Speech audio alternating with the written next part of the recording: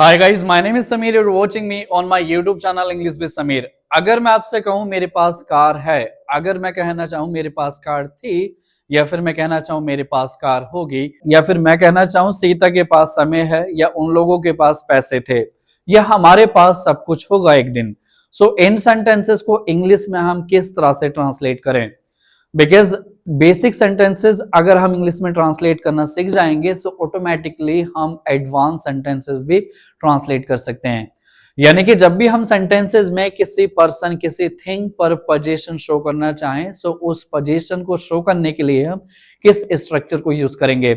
सो आज डे हमारा सेकंड है। इस सेकंड डे में हम सीखेंगे use of have, has and had and will have. आज डिटेल में जानेंगे कब हम कैसे कहां इस हैव एंड हैज को यूज करते हैं, क्या इन दोनों में डिफरेंसेस होते हैं, कब हम हैव को यूज करें एंड कब हम हैज को यूज करें, एंड कब हम हैड को यूज करते हैं एंड कब हम विल हैव को यूज करें। ये कंप्लीट डे सेकंड है, स्पोकन बैच है। आप इस बैच को कंप्लीट वॉच करके आप सेकंड डे से ही आप स्टार्ट कर सकते हैं सेंटेंसेस को बोलना। एंड मैंने चैनल पर डे फर्स्ट जो है हमारा बी की forms is, am, are, was, were, will be को किस तरह से यूज करते हैं उसकी वीडियो अपलोड कर रखी है। सो प्लीज आप जाकर के वो वीडियो भी वॉच करिए एंड उसके बाद ये डे सेकंड है जो हमारा, इसको वॉच करिए। सो आइए आज हम स्टार्ट करते हैं किस तरह से हम हैव और हैज को यूज कर सकते हैं किसी भी उस बात को बोलने लिखने के लिए, अगर हम कभी सेंटेंसेस में पोजीशन शो करना चाहें।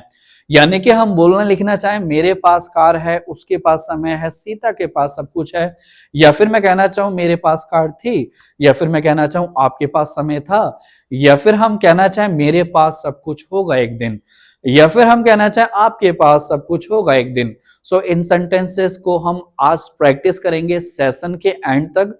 सो I request you all please इस वीडियो को एंड तक वॉच करें, बीच में स्किप ना करें, और अगर आप इस चैनल पर नए हैं सो प्लीज सब्सक्राइब और बेल आइकन पर प्रेस कर दें ताकि फ्यूचर की अपडेट सबसे पहले आप तक पहुंच सके। सो चलिए स्टार्ट करते हैं without wasting your precious time. So आज का जो टॉपिक है हम पहले ही डिस्कस कर चुके हैं कि आज हम सीखेंगे किस तरह से हम सेंटेंसेस में हैव और हैज को यूज करते हैं। सो सबसे फर्स्ट हम जानेंगे प्रेजेंट में इस हैव और हैज को कैसे यूज किया जाता है। देन आफ्टर इसका हम पास्ट में सीखेंगे कि पास्ट में इस हैज हैव को किस तरह यूज किया जाता है। देन हम सीखेंगे फ्यूचर में हम इसको किस तरह यूज करते हैं। सो हम इसको यूज करते हैं जब भी कभी हिंदी के वाक्य के अंत में पास है आए। यानी कि जब भी आप बोलना चाहें मेरे पास, उसके पास, सीता के पास, गीता के पास, हमारे पास, उन लोगों के पास कार है, घर है, पैसा है, बंगलो है, गाड़ी है, सो हम इस हैव और हैज को यूज करते हैं। या फिर आप कहना चाहें मेरे पास भैया पैसे नहीं है, या फिर मेरे पास समय नहीं है, मेरे पास ये किताब नहीं है। यानी कि जब भी आप बोलना चाहें या तो मेरे पास है या तो मेरे पास नहीं है, सो हम उन सिचुएशंस के लिए इस हैव और हैज को यूज करके सेंटेंसेस फर्राटेदार बोल सकते हैं। ये स्टार्टिंग के बेसिक लेसन्स हैं, अगर आप इनको यूज करना सीख जाओगे सो आपका बेस अच्छा हो जाएगा। बेस होने के बाद आप basic advance structures, advance lessons को अप्रोच करते हैं।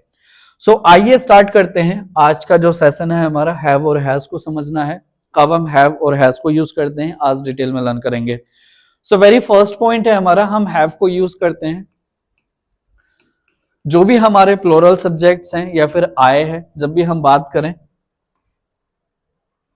या तो आई की, या तो यू की, या तो वी की, या तो दे की, या फिर प्लूरल नेम की बात करें किसी, ओवरऑल जब भी हम प्लूरल सब्जेक्ट्स के पास कुछ होना दिखाएंगे, जैसे कि हम कहना चाहें आपके पास समय है, हमारे पास पैसे नहीं है, या फिर हम कहना चाहें उन लोगों के पास कार है, या फिर हम कहना चाहें राम और सीता के पास सब कुछ है। यानी कि जब भी हम किसी प्लूरल सब्जेक्ट के पास कुछ होना दिखाना चाहें प्रेजेंट में, सो हम हैव को यूज करते हैं।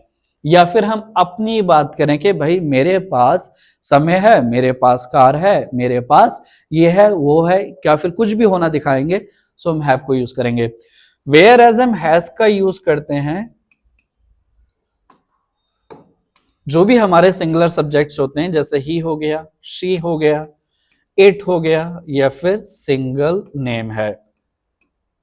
फॉर एन एग्जाम्पल अगर आप कहना चाहें उसके पास भाई सब कुछ है, सो ही हैज एवरीथिंग, या फिर आप कहना चाहें उसके पास दिमाग है, शी हैज माइंड, या फिर आप कहना चाहें इसके पास यह क्वालिटी नहीं है, it does not have this quality, या फिर आप कहना चाहें किसी के नाम को, राम के पास कार है, राम हैज अ कार।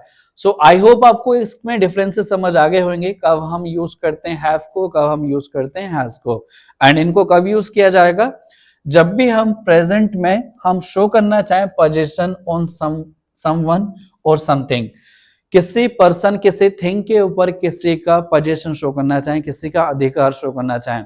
जिस भी हिंदी के वाक्य के अंत में पास है आए, सो हम इस हैज हैव के लेसन को यूज करते हैं।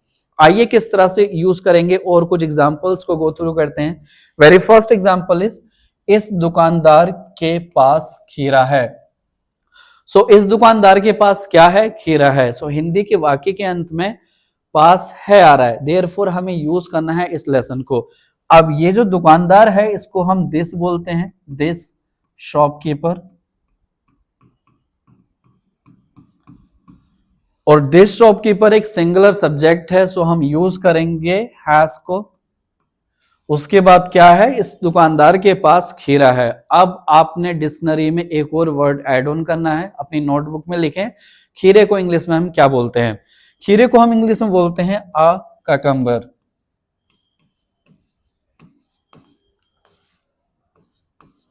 सो this shopkeeper has a cucumber, उसके पास खीरा है। And the next sentence is हमारे पास बैलगाड़ी है, हम के लिए इंग्लिश में हम वी को यूज करते हैं, और वी के साथ भैया हम हैव को यूज करेंगे।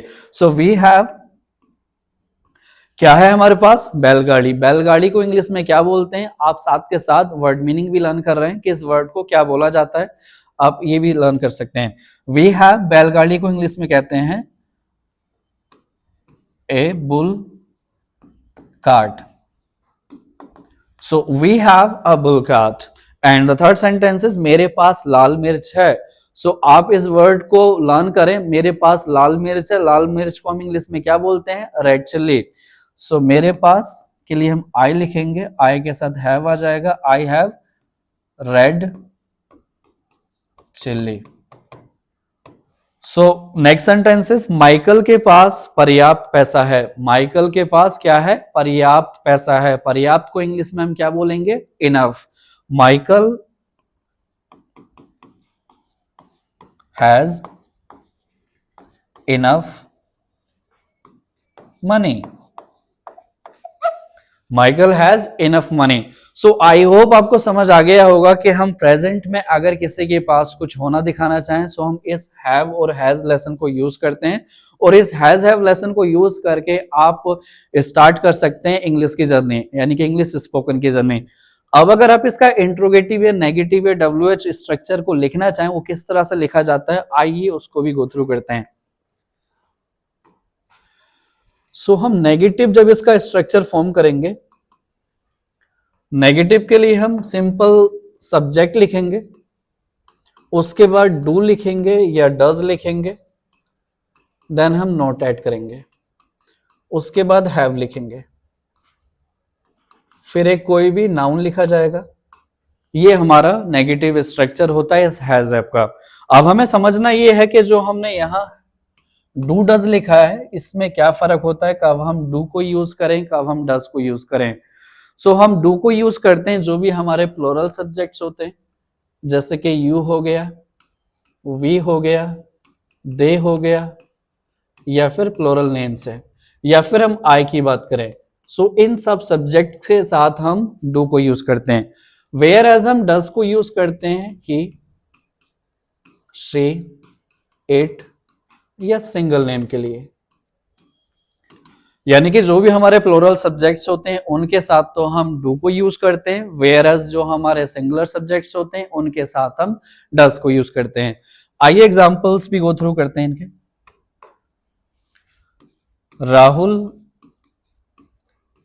के पास समय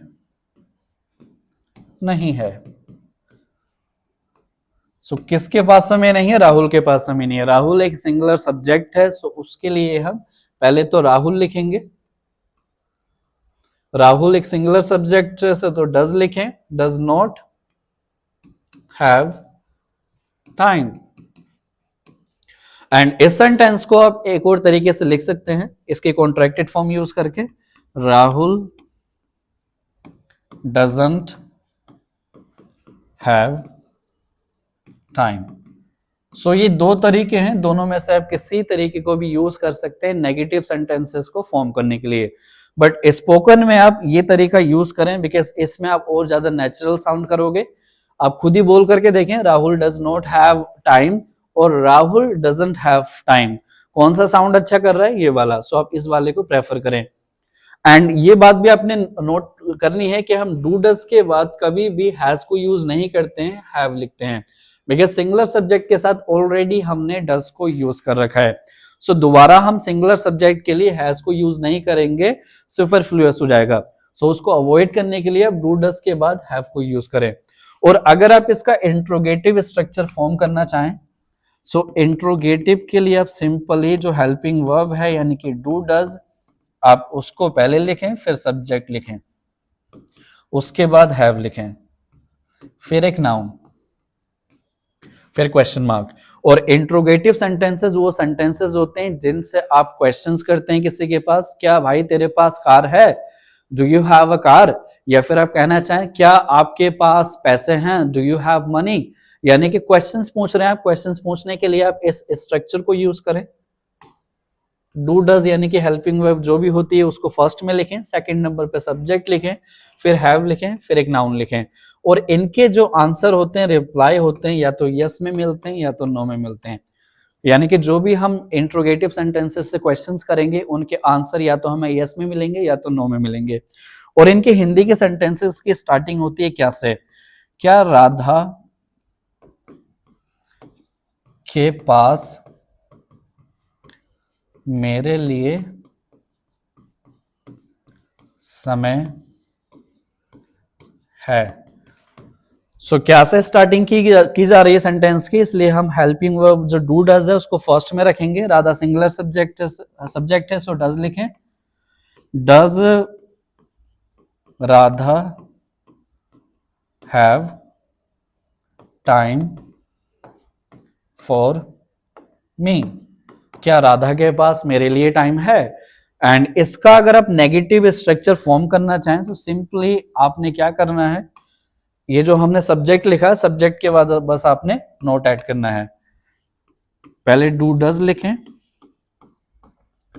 फिर सब्जेक्ट लिखें, फिर सब्जेक्ट के बाद नोट लगा दें, उसके बाद हैव, फिर उसके बाद एक नाउन। सो ये हो जाएगा इसका interrogative plus negative structure. And the example of this structure is, क्या आपके पास पैसे नहीं हैं? सो क्या नहीं वाले सेंटेंसेस हमें बनाने हैं इस स्ट्रक्चर को यूज करके। आपके लिए डू यूज करेंगे, do you not have money? So I hope आपको यहां तक समझ आ गया होगा किस तरह से हम इस हैज हैव के स्ट्रक्चर को यानी कि नेगेटिव इंट्रोगेटिव प्लस नेगेटिव को यूज करके सेंटेंसेस बोलिए लिख सकते हैं। आइए अब इसका WH स्ट्रक्चर गो थ्रू करते हैं, किस तरह से हम WH स्ट्रक्चर बना सकते हैं।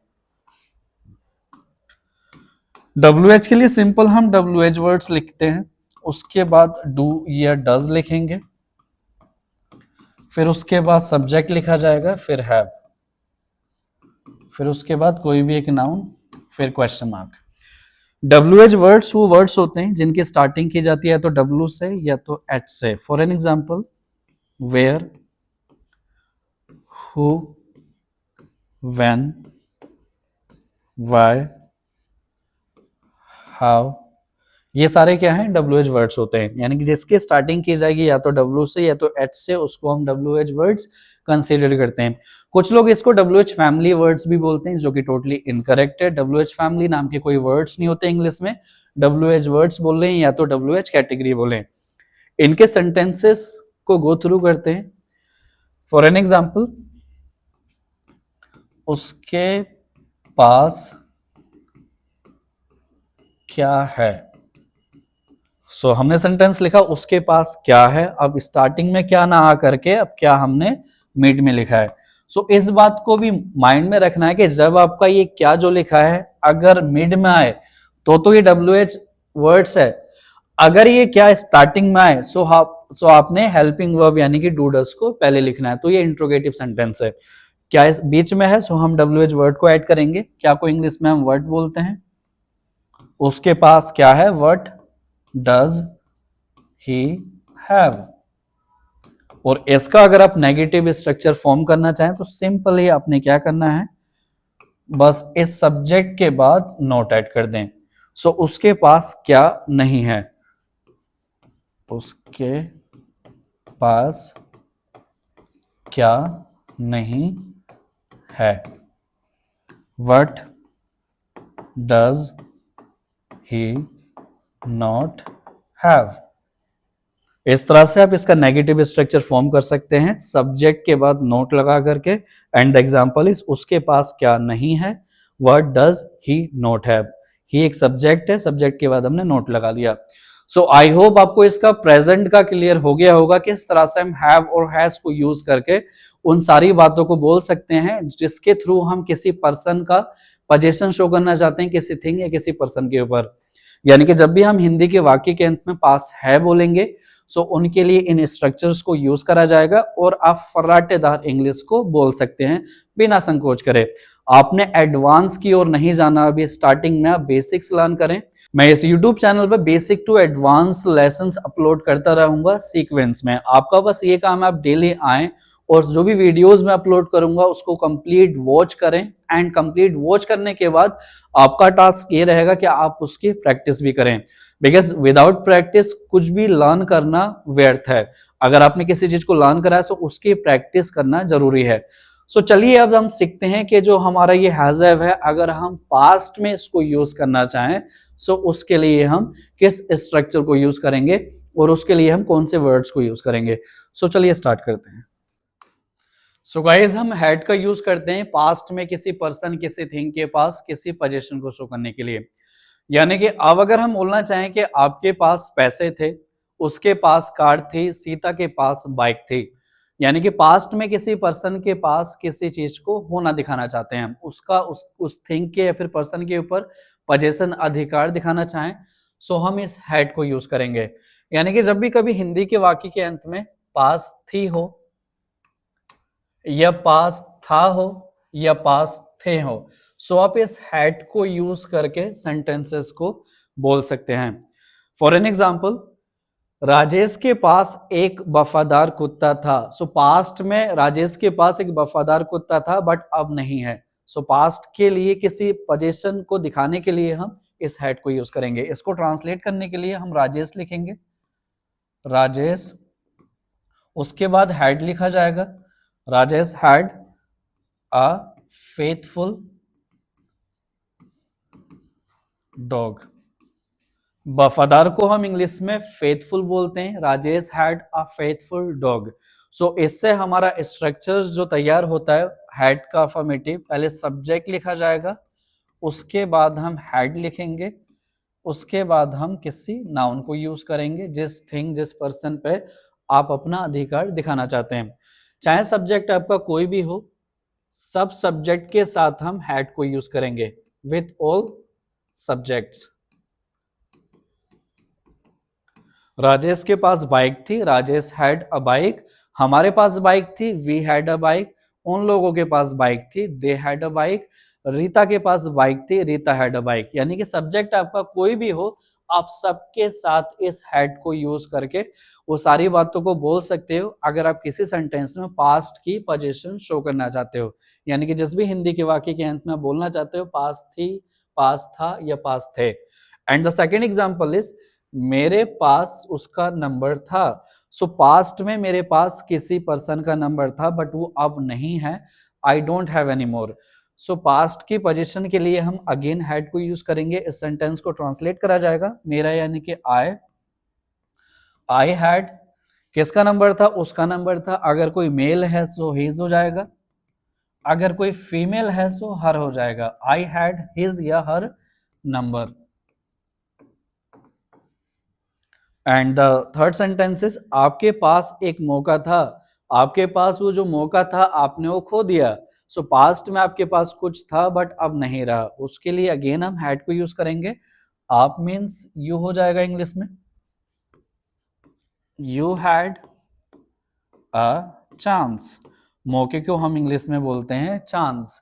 And the last sentence of this structure is उसमें हिम्मत थी। भाई जब वो आया तो उसमें हिम्मत तो बहुत थी।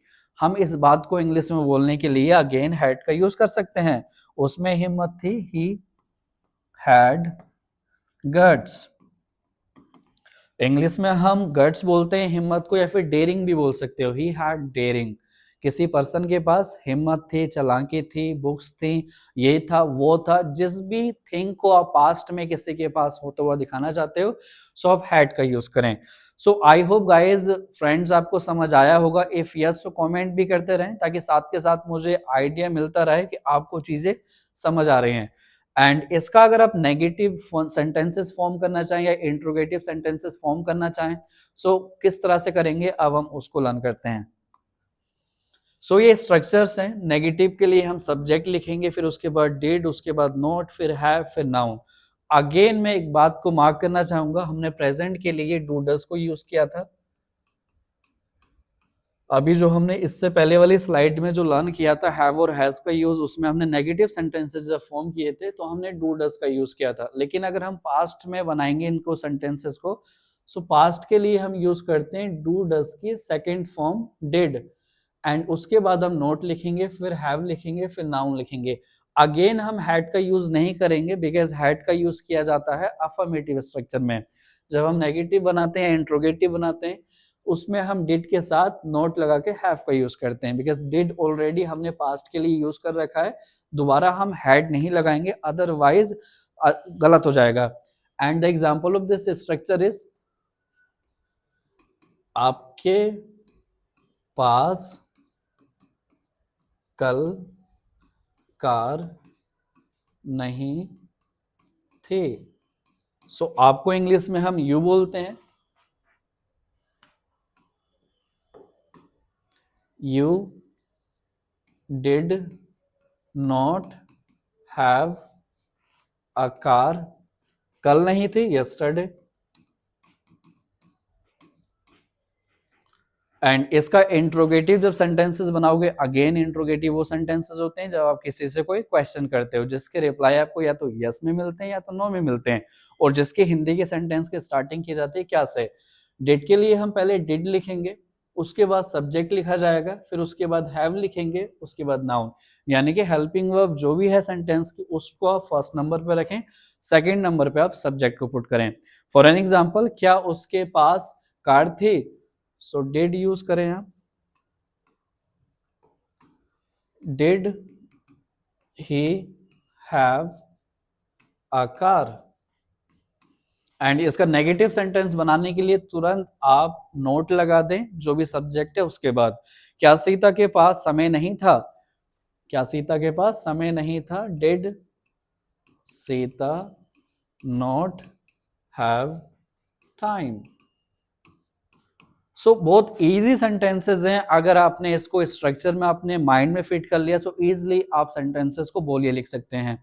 एंड इसका WH स्ट्रक्चर होता है, पहले WH वर्ड्स लिखे जाएंगे, उसके बाद हेल्पिंग वर्ब, फिर सब्जेक्ट, फिर हैव या noun. And the sentence of this structure is आपके पास मेरे लिए समय कब था। सो अगेन हम इस सेंटेंस में एक WH वर्ड को यूज कर रहे हैं, देयरफॉर इसका स्ट्रक्चर ये लिखा जाएगा। आपके पास मेरे लिए समय कब था? भाई बताओ, मैं आपके पास मेरे लिए समय कब था, इस बात को अगर इंग्लिश में आप बोलना लिखना चाहें सो इस स्ट्रक्चर को यूज करें। कब को हम इंग्लिश में व्हेन बोलते हैं। When did you have time for me. और अगेन अगर आप इसका नेगेटिव सेंटेंस या स्ट्रक्चर फॉर्म करना चाहोगे तो सब्जेक्ट के बाद आप बस नोट ऐड कर दें। आपके पास मेरे लिए समय क्यों नहीं था, आपके पास मेरे लिए समय क्यों नहीं था। सो क्यों को हम इंग्लिश में वाई बोलते हैं, why did you not have time for me.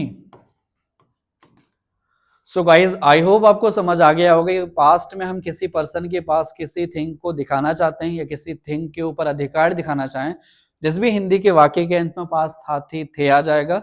सो हम इन स्ट्रक्चर्स को यूज करके सेंटेंसेस बड़े आराम से लिखे बोल सकते हैं। अब हम इसका फ्यूचर देखेंगे, फ्यूचर में किस तरह से हम सेंटेंसेस को बोल सकते हैं किसी पर्सन थिंग के ऊपर किसी पर्सन का अधिकार दिखाने के लिए। सो फ्यूचर के लिए सिंपल हम हैव से पहले विल को यूज करते हैं। जब भी हिंदी के सेंटेंस में पास होगा होगी या होंगे आए सो हम विल हैव का यूज करेंगे।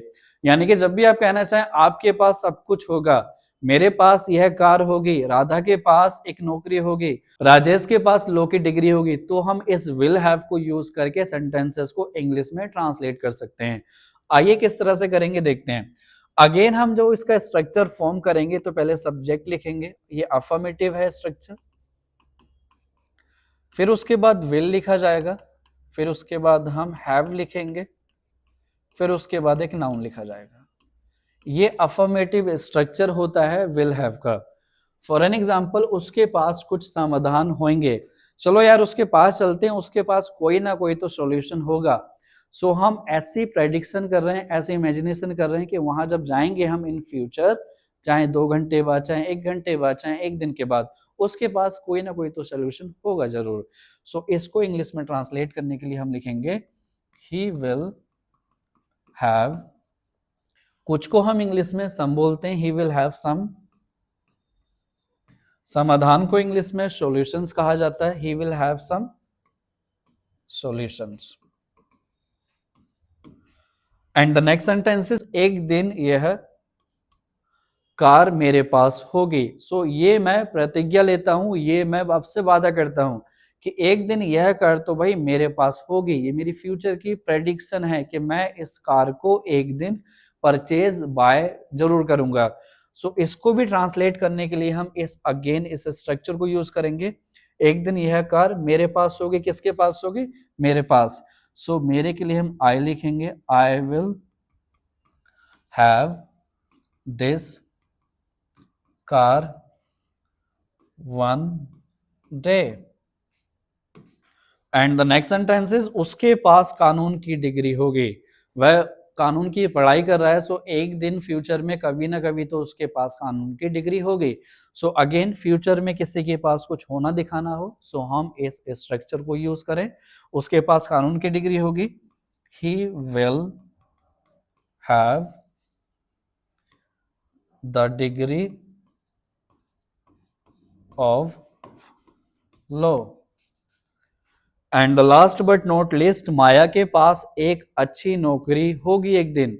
सो अगेन माया के लिए हम प्रेडिक्शन कर रहे हैं कि माया आपके पास एक अच्छी नौकरी होगी फ्यूचर में। सो अगेन हम इस स्ट्रक्चर को यूज करेंगे, माया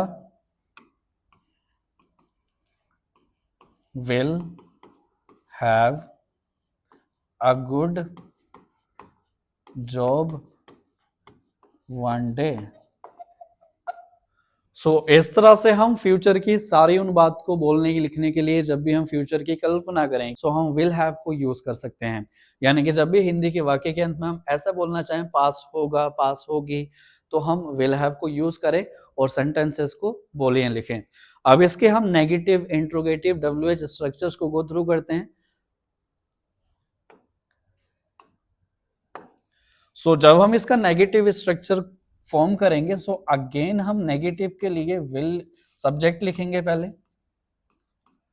सब्जेक्ट के बाद हेल्पिंग वर्ब हम विल को लिखेंगे, विल के बाद बस नॉट ऐड कर देंगे, उसके बाद हम हैव को लिखेंगे, फिर एक नाउन लिखा जाएगा।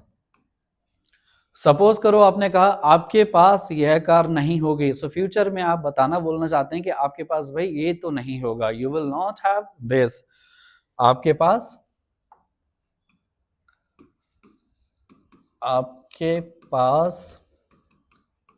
यह कार नहीं होगी, you will not have this car. और अगर आप इसका इंट्रोगेटिव बनाना चाहें, सो अगेन जो भी सेंटेंस की हेल्पिंग वर्ब होती है उसको फर्स्ट में लिख दें। सो इसका इंट्रोगेटिव स्ट्रक्चर होगा विल, जो कि इसमें हेल्पिंग वर्ब है, फिर उसके बाद सब्जेक्ट, फिर उसके बाद हैव, देन एक noun. And the sentence of this structure is, क्या सीता के पास कार होगी। सो विल से स्टार्ट करें, will Sita have a car. क्या आपके पास इस एकेडमी की चाबी होगी, आप ये क्वेश्चन कर रहे हैं। सो अगेन उसके लिए आप इस इंट्रोगेटिव स्ट्रक्चर को यूज करें। क्या हम लोगों के पास सब कुछ होगा, क्या उसके पास कार होगी। एंड इसका अगर आप नेगेटिव बनाना चाहें, सो अगेन इस सब्जेक्ट के बाद नोट ऐड कर दें। फॉर एन एग्जाम्पल, क्या रोहित के पास घर नहीं होगा, will Rohit not have a home, question mark. So इस तरह से आप चाहे आप इंट्रोगेटिव बनाएं, चाहे आप इंट्रोगेटिव प्लस नेगेटिव बनाएं, इस तरह से सेंटेंसेस को फॉर्म किया जा सकता है।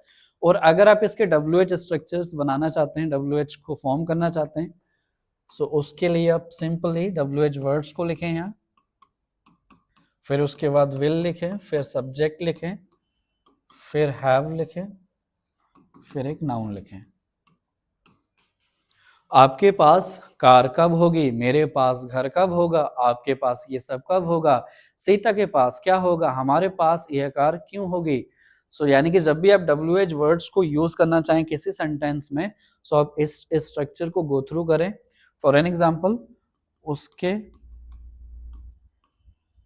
पास पैसे कब होंगे।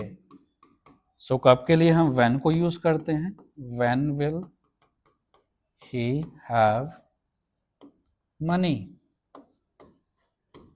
और अगर इसका आप नेगेटिव बनाना चाहें, सो अगेन आप सब्जेक्ट के बाद नोट लगा दें, इसका नेगेटिव हो जाएगा। फॉर एन एग्जाम्पल, मेरे पास घर क्यों नहीं होगा। सो क्यों के लिए हम वाई लिखेंगे, why will I not have a home. So guys इस तरह से हम कंप्लीट हैव को यूज कर सकते हैं। प्रेजेंट के लिए हैव को यूज करें या हैज को यूज करें, पास्ट के लिए आप हैड को यूज करें, फ्यूचर के लिए आप विल हैव को यूज करें। जब भी आप किसी थिंग, किसी पर्सन पे पोजीशन शो करना चाहें, सो हैव की किसी भी फॉर्म को as per the time use कर सकते हैं।